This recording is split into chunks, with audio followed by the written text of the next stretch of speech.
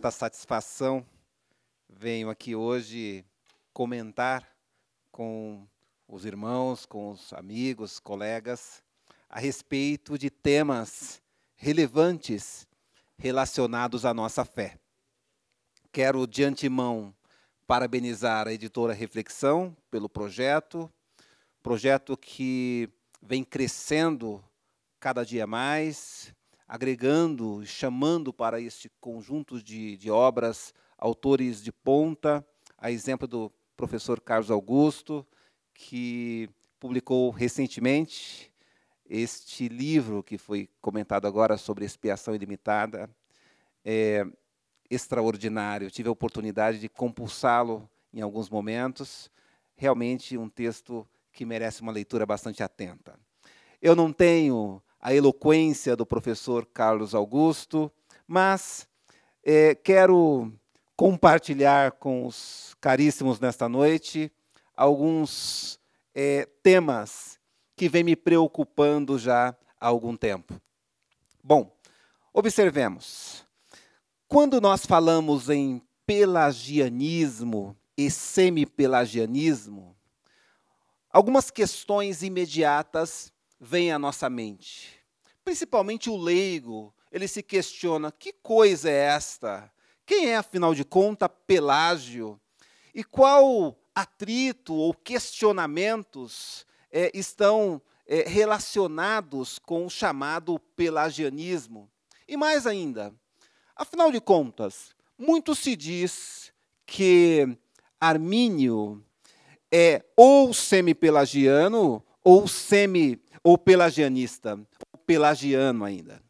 Então, nesta noite nós vamos comentar um pouco sobre isto e, quem sabe, desmontar algumas lendas que acampam ao nome ou ao lado do nome de Armínio. Pois bem, a história, ela costuma arquitetar, de certa maneira, algumas caricaturas relacionadas a certos personagens históricos. E Jacó Armínio, ele está dentro deste contexto. Ele é, de certa maneira, carregado por certas caricaturas, sobretudo após o Sínodo de Dort e também no que diz respeito ao calvinismo, sobretudo ao segmento do calvinismo norte-americano e também parte do calvinismo europeu. Ou seja, tingiram uma caricatura de Armínio que, de certa maneira, e vamos verificar hoje, não tem nada a ver com Jacó Armínio. É muito curioso isto, porque se em dado momento começamos a repetir que determinada pessoa disse tal coisa, e repetimos isto enfaticamente por diversas vezes, cria-se um mito histórico que, de fato, tal pessoa diz isto. Nós podemos até destacar algumas caricaturas da história do Brasil. Por exemplo, na cabeça do homem comum, Getúlio Vargas é um grande homem portador de um espírito democrático. Mas se esquece, do ponto de vista dos fatos, que Getúlio Vargas foi um dos maiores ditadores que esse país já teve. Como bem sabemos, ele exerceu um governo tirânico de 1930 até 1945, com mão de ferro, um grande ditador. E, curiosamente, ele é visto na conversa de boteco como um grande homem de um espírito democrático. Mas não. Se não tivesse morrido, talvez ainda hoje estaria no poder. Quem sabe estaria no Brasil, no poder no Brasil, como uma espécie de imperador. Então, esses mitos estão muito esparramados. Posso citar ainda, por exemplo, o grande mito brasileiro Tiradentes, que é apresentado, inclusive, com uma caricatura muito próxima à imagem de Jesus Cristo. E por quê? Bem sabemos que, quando foi proclamada a República, o Brasil estava carente de heróis, carente de grandes símbolos. Então, Após o golpe da República, localizaram Tiradentes, que foi esquartejado e morto, enfim, se envolveu no contexto da Inconfidência, derramou sangue por uma causa, e a partir daí resgatou-se no imaginário popular a imagem, repito, de Tiradentes como o grande herói do Brasil, e nos afrescos que nós encontramos relacionados a Tiradentes, ele muito lembra Jesus Cristo. Pois bem, feitas estas considerações preliminares, vale ressaltar o seguinte: Pelágio nasceu por volta de 350 e morreu nos idos de 420. Pelágio é um personagem histórico que eu costumo dizer que ele vagou sem lenço e sem documento. Pouco se sabe sobre ele. Ele não escreveu uma autobiografia, assim como fez Agostinho nas suas Confissões. E, por conta disso, já que ele não escreveu sobre ele mesmo, os seus opositores tiveram liberdade para falar a seu respeito. Afirma-se que Pelágio nasceu onde hoje nós denominamos Inglaterra, País de Gales, enfim, naquele contexto, naquelas ilhas. Não sabemos muito a respeito do que disse Pelágio, repito, a não ser aquilo que foi dito que ele disse. E eu não estou aqui para defender Pelágio, diga-se de passagem.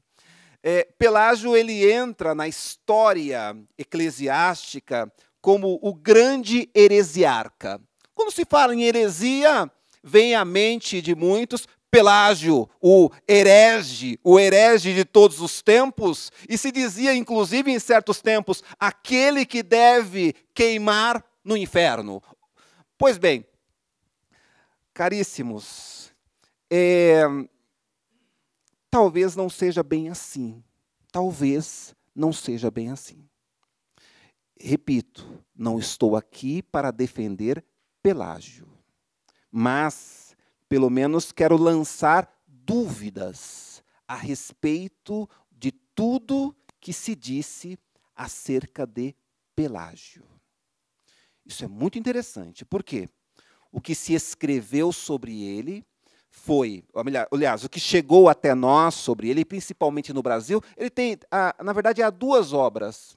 Uma obra francesa da década de 30 e uma outra obra inglesa da década de 40, que se afirma ser de Pelágio. Tá? Mas, para nós, não temos certeza, efetivamente, do que Pelágio ou o que Pelágio escreveu. Pois bem, vamos considerar primeiro o contexto do Império. Nós bem sabemos que, quando falamos em história da Igreja, e entramos, inclusive, na chamada história da cristandade, existe um divisor de águas. E esse divisor de águas, bem sabemos, é Constantino. E sabemos, nesse contexto, que quando o cristianismo deixou de lado, ou deixou de ser uma religião de comunidades, manifestações de pequenos grupos de fé, e a partir daí o cristianismo se transforma em religião de Estado, era necessário que algumas concepções teológicas se transformassem em normas estatais. Então, vamos pensar aqui, estamos, num primeiro momento, em um cristianismo, em que se estabelecia a partir de pequenas comunidades, arquitetou-se o pensamento dos pais da igreja, e cada um deles ia desenvolvendo o seu pensamento. E não havia, nesse sentido, grandes perseguições ou grandes atritos teológicos. Não havia. Se alguém dissesse, olha, eu entendo que Jesus Cristo morreu apenas pelos eleitos, e o outro grupo dissesse, eu entendo que Jesus Cristo morreu, como eu entendo, por toda a humanidade.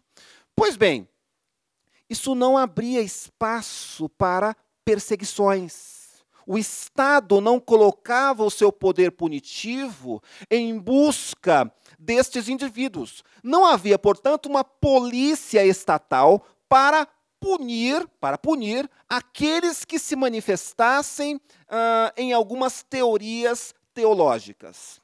Entretanto, quando o cristianismo se transforma em um instrumento estatal para alcance das massas e para, de certa maneira, apaziguar algumas divergências imperiais, falar, ou pelo menos escrever aquilo que não estava na cartilha do Estado romano, abria-se espaço, pelo menos abria-se a oportunidade para que o teólogo, o escritor, fosse visto como não um herege num primeiro momento, mas fosse visto como um opositor do Estado. Ou seja, esse sujeito era um candidato para ir para o doi-code lá do Estado romano. Ele era um candidato para ser interrogado horas e horas pelo DOPS romano. Pois bem, Pelágio ele teve esse probleminha, esse grande probleminha na vida dele. Por quê? Ele ousou pensar diferente de Agostinho de Hipona.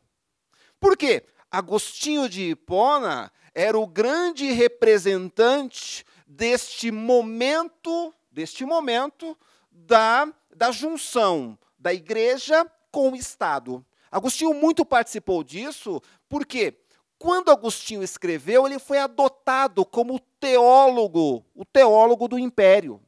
E a teologia agostiniana foi tão forte, tão significativa, que desde lá os idos do século IV até o século V, Agostinho morreu em 430, o pensamento de Agostinho, portanto, desde o século IV e V, ele reinou de maneira exclusiva até a modernidade. Foi quando surgiu a modernidade, com inclusive Descartes, a perspectiva cartesiana, a dimensão do cogito. Com Descartes já não se falava mais creio, logo existo, mas sim penso, logo existo. Então, com isso, Agostinho foi deixado de lado, e um pouquinho mais à frente, a estrutura, digamos assim, de poder eclesiástico deixou de lado Agostinho e adotou Tomás de Aquino. Por quê? Porque Agostinho sempre teve alguns pontos de deslize na sua teologia. O pensamento de Agostinho ele não é cristalino, como pensam alguns. Nós encontramos um Agostinho de Hipona dúbio em muitos momentos. Então, por conta disso, e claro, outros assuntos também, mas em decorrência disso, sobretudo, Agostinho é deixado de lado, porque toda a teologia construída na Idade Média, ela partia de Agostinho, seja para criticá-lo, ou fosse, inclusive, para afiançá-lo. Então, por conta disso, Agostinho ele se transforma no grande autor da Idade Média e também abre espaço para as grandes controvérsias teológicas que ainda hoje nós não superamos. Então, observem que coisa curiosa. Inclusive, eu tive o privilégio de publicar pela Reflexão, recentemente, um livro chamado Santo Agostinho no Banco dos Réus. Santo Agostinho no Banco dos Réus. E esse livro tem me dado um certo trabalho, viu? Porque, de repente alguém diz, como você ousa falar mal de Agostinho, colocá-lo no banco dos réus em um típico julgamento com autor, réu, testemunha e etc. Então, nesse texto, eu coloco, por isso que estou citando isso, eu coloco Pelágio acusando Agostinho de Hipona na trama. Então, Pelágio acusa Agostinho de Hipona, de Agostinho de Hipona ter atentado contra a honra de Pelágio. Então, Pelágio acusa Agostinho de ter cometido crime contra a honra. Então, por que isto? Por que esse texto? E qual a ligação desse texto com a minha fala hoje? Observem só. O que nós estamos discutindo hoje, arminianismo, calvinismo, arminianismo de coração, arminianismo de intelecto, calvinismo e as suas diversas variações, tudo isto começa lá atrás, no século IV. Tudo isso começa com Agostinho de Hipona, o queridinho do Império, e Pelágio. Então, o que ocorre? Como eu disse há pouco, Agostinho de Hipona ele é um pensador dúbio. Por quê? O demérito não é dele ter mudado as suas posições teológicas, mas acontece que Agostinho de Hipona ele mudou muito as suas posições teológicas. Nós temos o Agostinho de Hipona, que é o conhecido por muitos, que é o Agostinho de Hipona que escreveu o Livre-Arbítrio. Então, essa edição, o Livre-Arbítrio, que circula na maioria, quiçá todos os seminários do Brasil e do mundo, este livro, O Livre-Arbítrio, de Agostinho de Hipona, apresenta um Agostinho de Hipona em uma primeira fase do seu pensamento, que eu chamo, e acho interessante consigná-lo, como Agostinho jovem. E aí nós todos conhecemos a história, o próprio Agostinho diz a respeito disso. Agostinho ficou 9 anos com os maniqueus, se torna um ardente maniqueu, e eu imagino Agostinho, enquanto maniqueu, circulando pelas ruas, castigando o corpo, essa coisa toda típica de uma visão bipartida do bem e do mal, onde o corpo, entendia Agostinho nessa fase, enquanto maniqueu, o corpo é a prisão do bem. O corpo é a peste da humanidade. Inclusive, ainda nos dias de hoje, nós encontramos certos segmentos religiosos que têm um pensamento muito próximo, né? A carne. Cuidado com a carne, irmão. A carne. Então, essa história toda é muito próxima ao maniqueísmo, que Agostinho passa a lutar depois que ele se desliga deste grupo dos chamados maniqueus. Mas onde eu quero chegar aqui? Agostinho anti-maniqueu, ou seja, Agostinho na controvérsia antimaniqueia, ele sustenta que o homem é dotado do livre-arbítrio quase que de maneira plena. Por quê? Os maniqueus afirmavam que o homem não tinha livre-arbítrio. Os maniqueus, repito, afirmavam que o homem, portanto a humanidade, não era dotada de livre-arbítrio. Agostinho se defronta com esta questão, diz, existe o livre-arbítrio? Sim, porque o livre-arbítrio foi concedido por Deus, o homem é dotado de livre-arbítrio. Só que nessa controvérsia antimaniqueia, Agostinho ele exalta de certa maneira o livre-arbítrio, de modo que ele chega, em muitos instantes, não a insinuar, ele chega a ser direto no texto, o livre-arbítrio, em afirmar que o homem é capaz de alcançar o bem pelas suas próprias forças por meio do livre-arbítrio. Então, nós temos nesse sentido um Agostinho que, de certa maneira, reconhece, afirma que o homem pode praticar boas obras, e alcançar o sumo bem pelas suas próprias forças, valendo-se do livre-arbítrio. Pois bem, num outro momento, Agostinho, que cerca de 15 anos após, ele muda de posicionamento. Por quê? Agostinho ele começa a debater com Pelágio. Então surge aqui o atrito de Agostinho e Pelágio. Agostinho, debatendo-se com Pelágio, ele chega a dizer o seguinte: olha, o homem não tem um livre-arbítrio tão potente assim. Tão, digamos, um livre-arbítrio tão livre-arbítrio. O homem tem um livre-arbítrio, sim, mas não é bem neste contexto. Agostinho de Hipona, no segundo momento, ele afirma que para alcançar a salvação, para alcançar o sumo bem, o homem se coloca diante da participação com Deus. Seria algo mais ou menos como num típico culto em algumas das igrejas esparramadas pelo Brasil, onde se diz, dá o primeiro passo, que Deus vem e te alcança. Ou seja, surge um Agostinho semi-pelagiano. Na segunda fase, Agostinho ele se coloca diante daquilo que eu chamo de colaboracionismo. Ele passa a acreditar, a sustentar, que o homem, primeiro, coloca em pé o seu livre-arbítrio e depois, onde ele não consegue mais avançar em direção ao sumo bem, o Senhor o alcança. Então, há uma colaboração do sagrado com o livre-arbítrio. Mas Pelágio, diante desta afirmação de Agostinho, que nós bem sabemos, Pelágio sustentava um livre-arbítrio extremado, ou seja, para Pelágio, e bem sabemos disso e ouvimos em muitos momentos, para Pelágio a queda, ela não atacou, ela não anulou o livre-arbítrio.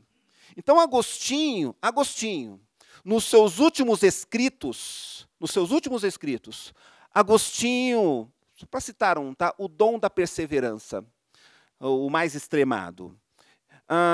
Agostinho, ele afirma que o homem está totalmente perdido.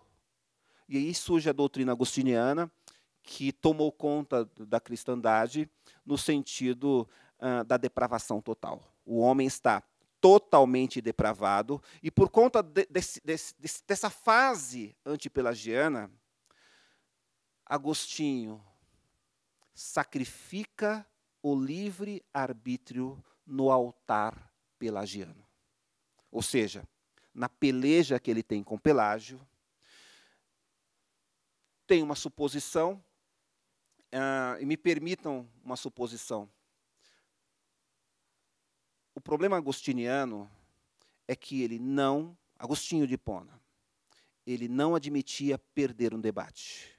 Então, por conta disto, Agostinho de Hipona, Agostinho velho, como eu chamo, ele sacrifica o livre-arbítrio, e é a partir daí que Agostinho diz, o homem não tem forças nenhuma para alcançar o sumo bem. Então, a partir disto, Agostinho, ele constrói uma doutrina, uma perspectiva teológica em que abre-se espaço para a predestinação absoluta. Porque Agostinho, repito, deixa de lado o livre-arbítrio, sacrificou completamente, eleva a soberania de Deus, e por conta disto, nós temos um terceiro Agostinho de Hipona. É por esse motivo, sempre que eu me deparo com uma discussão acerca de Agostinho de Hipona, eu tenho notado o seguinte, às vezes eu vejo debates diversos sobre Agostinho de Hipona. Na academia, isso é muito comum, seja na faculdade de filosofia, na faculdade de teologia, de história das religiões, religiões comparadas e por aí vai. O que acontece? Eu vejo pessoas defendendo teorias agostinianas e discutindo entre si a respeito de Agostinho, mas a gente passa a observar, todos eles estão certos. Em muitos momentos, todos eles estão certos, mas a grande questão é, de qual Agostinho você está falando? Qual fase agostiniana você, neste momento, levanta a discussão? Pois bem, então só para destacar aqui, caríssimos, eu levantei nestes meus apontamentos, porque eu disse no início da minha fala, que Pelágio, ele tem um problema sério, ele segue na marginalidade teológica da religião do império, só que tem algo interessante para considerarmos. Quando nós nos deparamos com grandes historiadores da religião, ou historiadores de um modo geral, citar aqui um exemplo de Will Durant. O Will Durant ele faz uma citação muito interessante, e ele apresenta documentos históricos no sentido de que parte significativa da cristandade, quando eu digo cristandade, vale ressaltar, estou falando do cristianismo mais Império Romano e mais império, mais facções de poder, né? Então, quando nós nos deparamos com esta dimensão, Pelágio pouco escreveu, nada chegou até nós, ou muito pouco, o que sabemos diz respeito ao que seus inimigos escreveram, enfim. Isso nós já ouvimos aos montes. Agora, o que acontece? O problema é o seguinte, não foi apenas Agostinho que falou acerca da teologia de Pelágio. Nós temos 3 outros pensadores da igreja que falaram acerca de Pelágio. Falaram muito mal de Pelágio. E olha só, um é conhecido, como eu já disse, Agostinho de Hipona, o outro é São Jerônimo, e ainda nós temos Paulo Crósio, que também apresenta críticas. Olha, diz o seguinte, olha, observe só, Pelágio disse tal coisa. Então, são 3 testemunhas que construíram a posição teológica de Pelágio. Se nós estivéssemos em um tribunal, bastaria uma testemunha convincente para sustentar uma tese, seja de defesa, fosse uma tese de acusação. Mas quanto a Pelágio, nós temos 3. E bem sabemos, né? Agostinho, tudo bem, posso falar o queridinho do império, essa coisa toda, mas temos João Crisóstomo também, não temos, desculpem, São Jerônimo. São Jerônimo não tinha uma veia tão polemista como Agostinho. Então, o que foi que eu fiz? Eu juntei desses 3 autores antigos, 14 posicionamentos de Pelágio. E vale dizer, Pelágio teve muitos seguidores, bastava aqueles que aquelas pessoas que não gostavam do Império Romano, tinham uma certa antipatia, saíam de Agostinho e ia para Pelágio. Algo do tipo, se é governo, eu sou contra. Então, observemos o seguinte, algumas posições de Pelágio, eu listei 14 neste livro que publiquei pela Reflexão, mas não vou destacar as 14, mas olha só alguns apontamentos. Então, só para repetir, peguei esses 3 autores antigos e fiz um filtro do que eles diziam a respeito de Pelágio. E encontrei 14 proposições, 14 teses pelagianas. Então, observem só. Destaco a primeira. Posso citar aqui. Tese 2, para ficar mais fácil. Toda a criação é essencialmente boa e perfeita, pois deriva da perfeição de Deus. Com isso, Pelágio rejeita a depravação total. Tese 3. A natureza humana criada é boa e restou inalterada. Inalterada após quando? Após a queda. Mais à frente, tese 3. Não há pecado herdado e, portanto, não há de se falar em pecado original. Tese número... Deixa eu ir para saltar aqui algumas teses. Tese número 8. A graça facilita a prática da bondade e da justiça, mas ela não é essencial, não é necessária, portanto, pois o homem poderá atingir tais bens, as boas obras, por mérito da sua própria natureza, boa e perfeita. Curiosamente, pessoal, era isso que Agostinho muito sustentou lá no livre-arbítrio da vontade, no seu texto, o livre-arbítrio. Pois bem, para finalizar aqui, tese 13. A vida eterna é concedida de acordo com os méritos do indivíduo. Bom, o pensamento de Pelágio, ele foi declarado herege, bem sabemos disto, lá em Éfeso 431. Então, é a partir daí que surge a história do super-herege.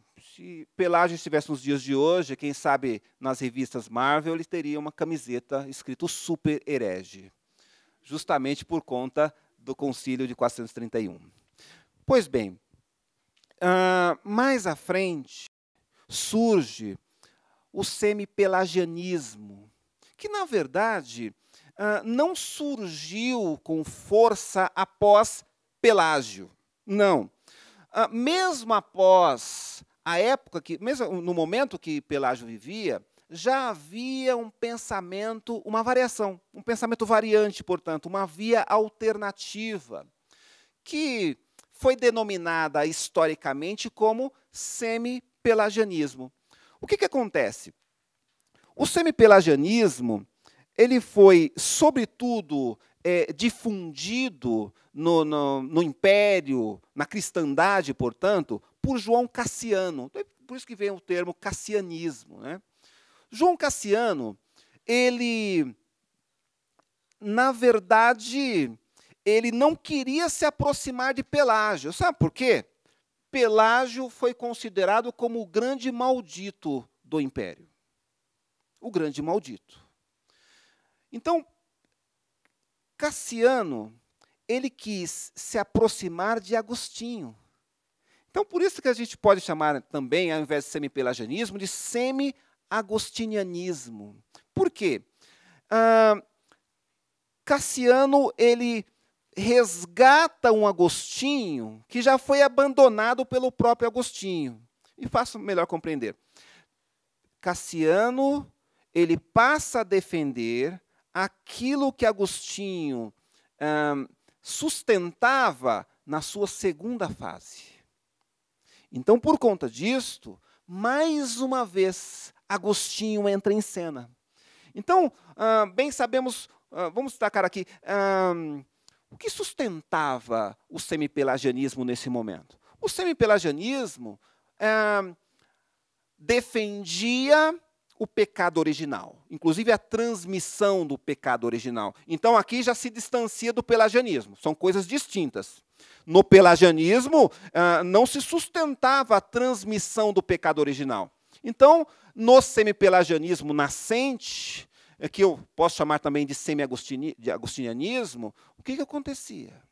Se sustentava que a natureza humana ela não estava totalmente perdida, e por conta disso, ainda havia uma réstia, forças no livre-arbítrio humano, para que ele, com a ajuda divina, alcançasse o sumo bem, praticasse boas obras. Este semipelagianismo, vamos utilizar aqui o termo mais comum, esse semipelagianismo, ele também foi reconhecido como uma heresia no Sínodo de Orange em 581. Ou seja, também estamos diante de uma manifestação que, de certa maneira, perdeu. Perdeu de quem? Perdeu no debate agostiniano. Porque mesmo após a morte de Agostinho, ainda assim ele foi o grande teólogo. Então, por que eu fiz esse plano de fundo? E meu tempo já está quase se esgotando, né? Então, olha só, pessoal. Não dá para nós falarmos acerca do calvinismo e arminianismo, deixando de lado esse pano de fundo histórico, religioso e político. Porque vale dizer o seguinte, a potencialidade desta dimensão política, da discussão que estamos envolvidos em muitos instantes, ela se manifesta sobretudo no Sínodo de Dort, bem sabemos disso. E ainda hoje, repito, ainda hoje, há uma discussão política relacionada a esse assunto que estamos a enfrentar. Mas deixemos isso, pelo menos num primeiro momento, de lado. Então, observemos o seguinte. Vamos aqui, e me permitam, fazer algumas considerações. Eu entendo, e tenho dito isto abertamente sempre que posso, é uma tremenda desonestidade intelectual afirmar que Armínio era pelagiano ou semi-pelagiano. Por que isto é um absurdo, uma falta de honestidade intelectual?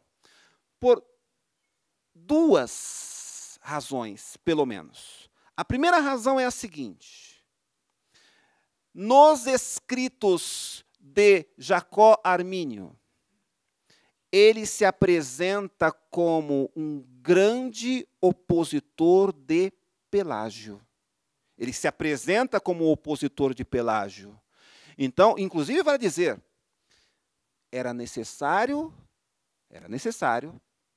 que Armínio assim fizesse, porque ele resolveu e decidiu seguir uma linha alternativa da posição político-teológica dominante. Então, qual era o grande risco, não de Armínio somente, mas de qualquer pessoa que viesse contestar ou falar mal da estrutura política que foi abraçada, aliás, da estrutura religiosa e estrutura teológica que foi abraçada pelas estruturas políticas do século XVI. O grande risco era ser taxado como herege. E a partir do instante que o estigma de herege fosse lançado em face de um indivíduo, a consequência disso era o seguinte: ele se tornaria como um pensador maldito, e sendo um pensador maldito, seria rapidamente abandonado e esquecido. Por quê? Não era algo tranquilo no século XVI, XVII, em plena dimensão em que se manifestava em alguns locais da Europa, sobretudo, a Inquisição. Então, por conta disso, Armínio teve o zelo, o cuidado, de destacar que ele não era pelagiano. Só para citar aqui, para não ficar somente na minha fala, por quê? Se nós estivéssemos diante de um tribunal, precisaríamos mostrar uma prova, né? Eu tenho aqui uma prova que vale destacar. Observem só, aqui. Armínio, na sua obra chamada Uma Dissertação sobre o Sentido Verdadeiro e Genuíno do 7º capítulo da Epístola aos Romanos, um texto bastante conhecido, que está nas obras de Armínio recentemente publicadas aqui no Brasil, volume 2, página 195. Só para citar uma passagem. Armínio chama Pelágio de herege. Literalmente. Mais à frente, na página 196, Armínio chama Pelágio de falsário. E mais ainda, chama Pelágio de o grande falsário. E isso se repete em muitos momentos nas obras de Armínio. Mais à frente, Armínio ele destaca, e aqui me permita uma leitura rápida, Armínio, a respeito da condição decaída do homem, ele diz o seguinte: em seu estado de descuido e pecado, o homem não é capaz de pensar, nem querer ou fazer por si mesmo o que é realmente bom.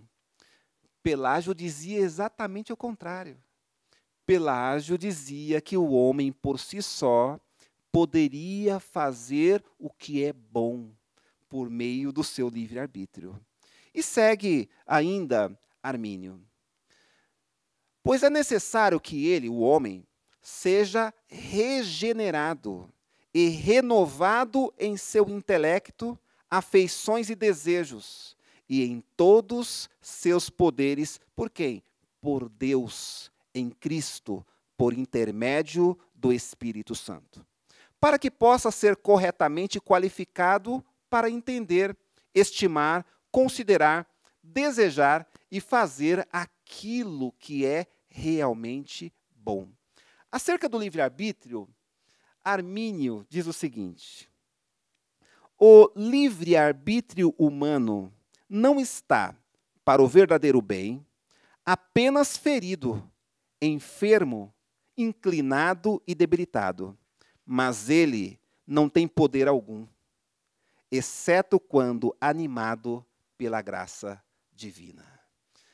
Caríssimos, como sustentar, a partir daquilo que escreveu o próprio Jacó Armínio, que ele era pelagiano, ou seguia ou sustentava alguma variante do pelagianismo? Isso não se sustenta. Armínio é um dos personagens históricos que tem sofrido sistematicamente acusações levianas a respeito da sua forma de pensar a relação do homem com o sagrado, a relação do homem com o Senhor. E eu tenho me esforçado bastante em desmantelar muitas destas caricaturas que são apresentadas acerca de Armínio. O problema disso, o problema das montagens dessas caricaturas, diz respeito ao próprio desconhecimento daqueles que se dizem arminianos do pensamento de Armínio. Então, nós encontramos no Brasil, e eu tenho estudado já há algum tempo alguns segmentos religiosos, e tenho notado, há segmentos religiosos que se dizem arminianos, mas, na verdade, são ou pelagianos ou semi-pelagianos.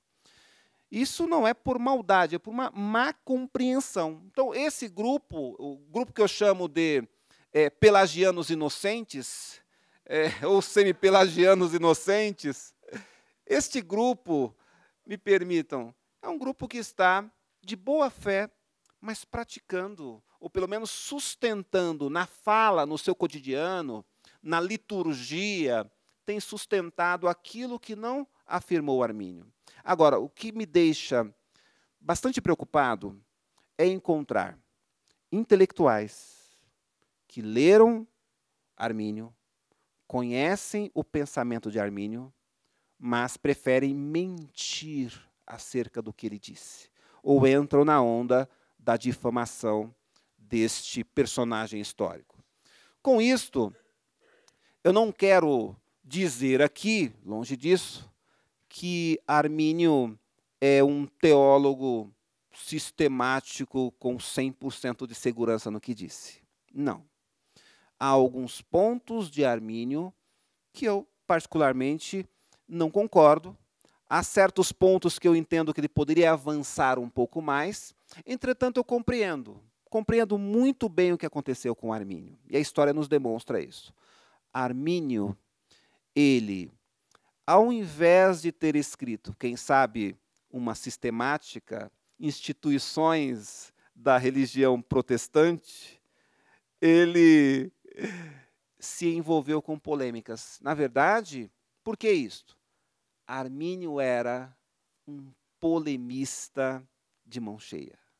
Ele se envolveu em muitas polêmicas e, a partir dessas polêmicas, ele foi desenvolvendo o seu pensamento. Como bem sabemos, ele morreu muito jovem, não teve tempo para construir a sua, digamos assim, a sistematização do seu pensamento. Então, cabe a nós, portanto, gerações posteriores, buscarmos no todo do pensamento de Armínio a sua estrutura, como fizeram os remonstrantes, inclusive, mas a sua estrutura de pensamento a respeito de temas cruciais para a fé cristã. Então, a partir disto, vale destacar, não foi apenas Armínio que não construiu uma sistemática, etc. Agostinho fez o mesmo.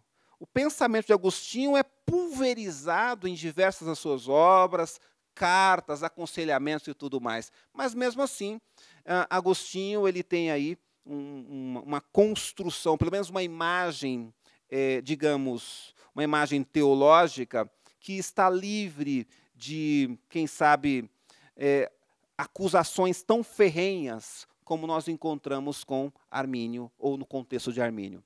Então, volto a dizer,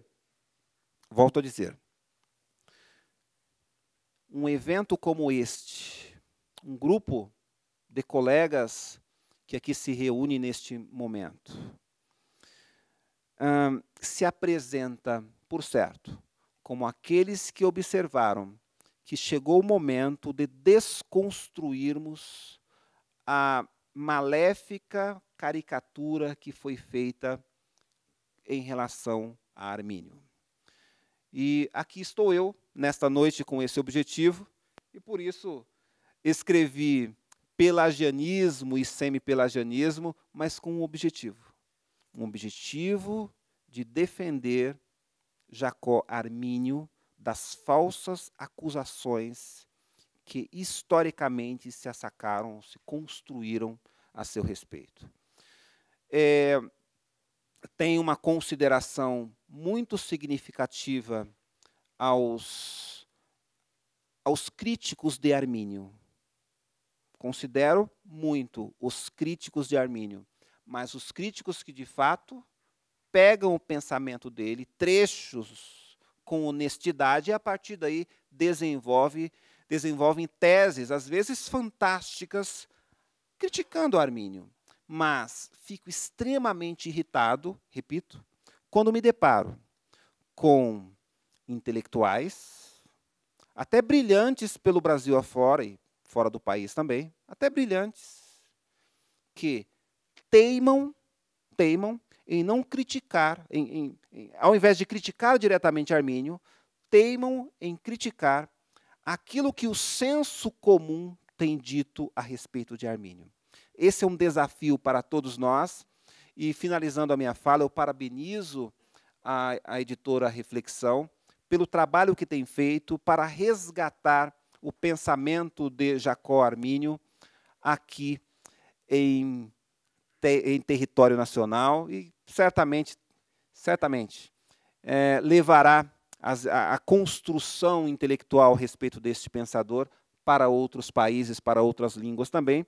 E tenho também festejado, sempre que eu me deparo com intelectuais de mão cheia, de vanguarda, que muito bem apresentam o pensamento de Jacó Armínio. Aqui temos o professor Augusto, que fez uma explanação belíssima, e cada vez mais, quando me deparo com estudos sérios de Armínio, ou acerca de Armínio, eu tenho tão somente que festejar.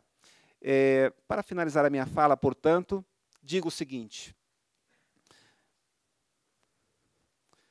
a academia, os espaços de culto, os espaços em que celebramos a vida, são sempre espaços de honestidade. Chegou o momento de nós, cada vez mais, cobrarmos honestidade no contexto da discussão Armínio e, digamos, calvinismo. Chegou o momento de honestidade, porque quando há honestidade, o palco fica mais tranquilo para a discussão. Caríssimos, boa noite, obrigado por me ouvir. Wellington, não sei quais serão as próximas manifestações.